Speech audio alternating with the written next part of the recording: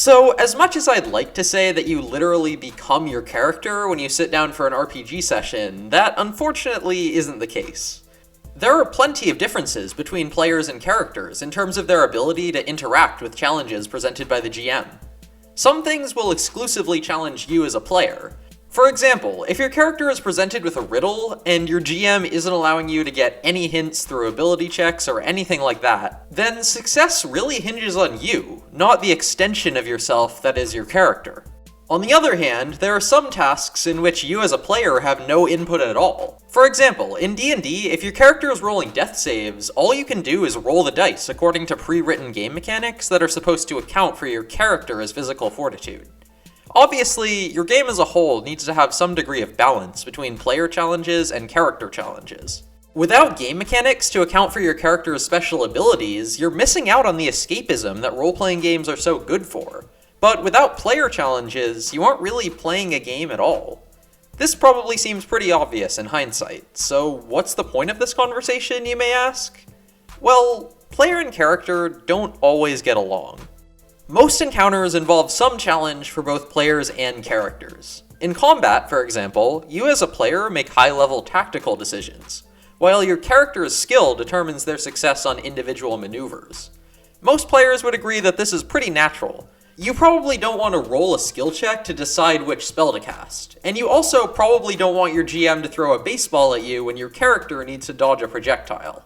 But in social encounters, the boundary between player skill and character skill can get a lot muddier. We've all had an experience where a player gives a compelling and well-worded speech, only for an NPC to laugh it off because of a poor die roll. As silly as it might sound, I think this phenomenon is best illustrated in a one-shot questers video titled Among Us but it's Dungeons & Dragons. In this video, the barbarian gives an incredibly convincing argument for why the rogue is the imposter, to which the rogue simply replies, "Barbarian sus." But the rogue gets a better deception roll, so everyone sides with him. And yeah, the fact that the actual role-playing on part of the players had nothing to do with the result made the whole scene come across as hokey and unimmersive.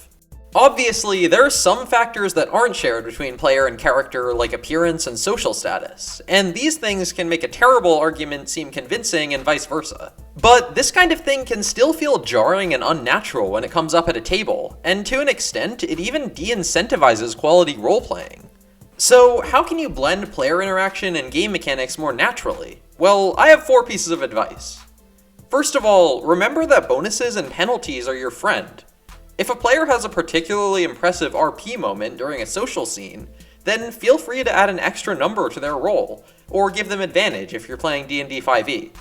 I'm hesitant to recommend giving penalties in response to less than stellar roleplaying, since that can cause animosity at the table. But if you really think that a player's argument is unconvincing, then you can subtract a few points from their roll in secret, or potentially ignore the roll altogether. And that brings me to my next tip, which is to remember that some things are just going to be automatic successes or failures. If a PC is approaching a castle guard and just says, "Let us in, bro," then there's no way that guard is going to open the gate, and you really shouldn't allow a roll at all. On the other hand, if a player has an idea for a clever ploy where there really isn't much that could go wrong in terms of execution, then you should really just let them have their success without requiring a roll.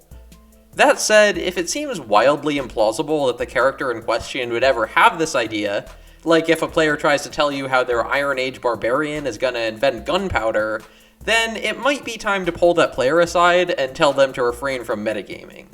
But otherwise, if it seems like you don't need a die roll to tell you whether a character should succeed or fail, then you don't need to roll the die.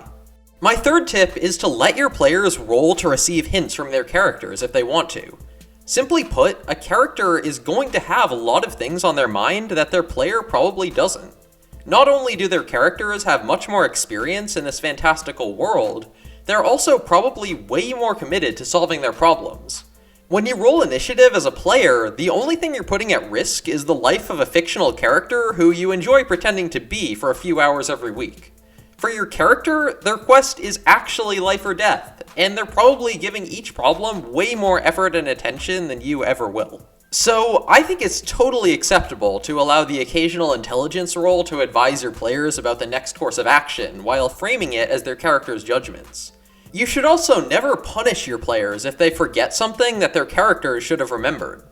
Some players might want the challenge of staying entirely in character, but others might be overwhelmed with all of this information, and you shouldn't disparage them because of it. Finally, you should try to avoid bottlenecking your players into important challenges where success or failure hinges on a die roll and nothing else. For example, if the characters are trying to cross a raging river or bluff their way past a guard, those are both tasks that are resolved purely by one or more skill checks, even if the chances of success can be improved by player ingenuity. In these types of situations, the players have no choice but to roll the dice and hope for the best, and that isn't very satisfying on their end, especially when they fail. So whenever something like this comes up, I'll always try to make sure that the players have other options. Maybe there's a bridge a mile down the river that's guarded by a monster, or there's a loose section of wall on the outer side of the castle that they might be able to blast through with a fireball. In the best case scenario, these alternate paths shouldn't just be safety nets. Making that initial die roll should be a risk in and of itself. If the players decide to approach the guards and they don't let them in, well, guess what? They've alerted the guards to their presence, and they'll have a harder time sneaking into the castle than if they hadn't engaged them at all. But really, as long as you provide multiple paths to success, it'll feel much more like your players are substantially contributing to the adventure. Well, I think that about concludes the list, but in a weird way, I think there's plenty more to talk about in terms of the separation between player and character. Namely, I touched on metagaming, which is talked about a lot in gaming circles, and you might see a more focused video on it sometime in the future. For now, thanks for watching, and I'll see you all next time.